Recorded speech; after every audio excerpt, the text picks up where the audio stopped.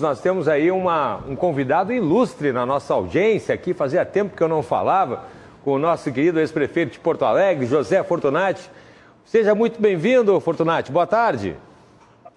Boa tarde, meu querido amigo Cláudio. Grande alegria estar com vocês nesta tarde, num tema tão importante quanto esse, levantado pelo doutor Guilherme Colli.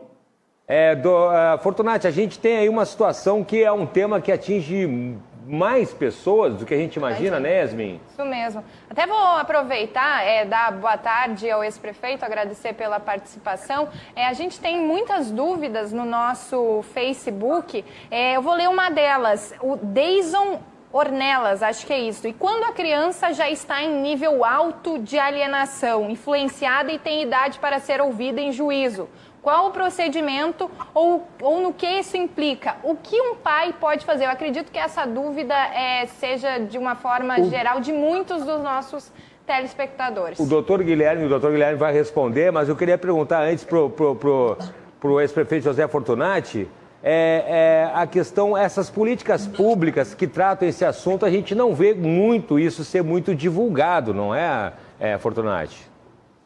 É verdade, Cláudio, Yasmin, doutor Guilherme. Esta é uma questão que passa ao largo da compreensão da maioria das pessoas. Até porque as pessoas não costumam olhar muito o que acontece dentro das famílias. Vamos pegar como exemplo a questão da pandemia da saúde. O que nós estamos discutindo hoje de forma muito clara? Obviamente, os efeitos da Covid-19, a transmissão dessa doença, as mortes que ela causa, o sobrecarregamento das UTIs, dos leitos de UTIs e assim por diante. E pouco se fala na condição da criança que está ficando em casa, que está ficando alienada, distanciada dos seus avós, distanciada dos seus amiguinhos, que não consegue ir para a escola, achando que a educação online resolve esse problema e assim por diante.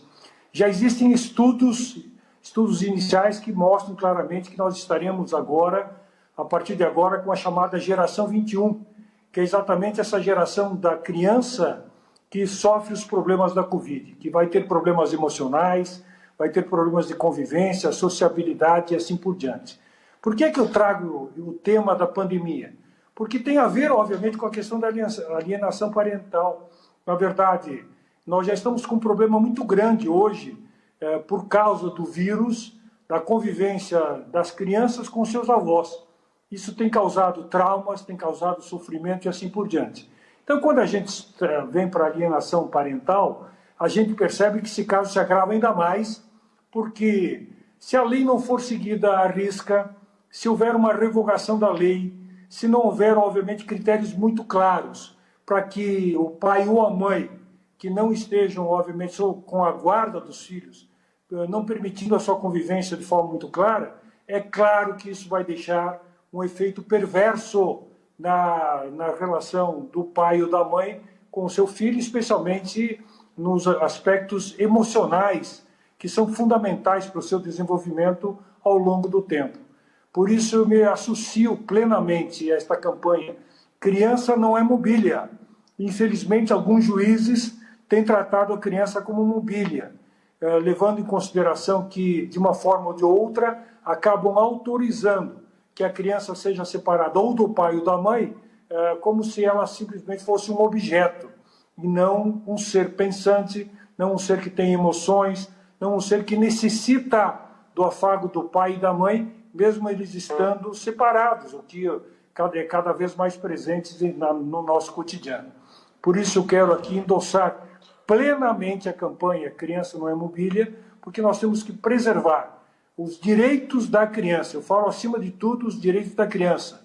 De ela poder conviver com o seu pai e com a sua mãe, de poder conviver com seus avós, de ter um desenvolvimento emocional de forma adequada, para que ela cresça numa sociedade que já o oprime, numa sociedade que já é injusta, numa sociedade que hoje vive, volto a dizer, com uma pandemia da saúde, que já lhe retira o direito de estar com seus amiguinhos, com seus colegas de aula, com seus professores.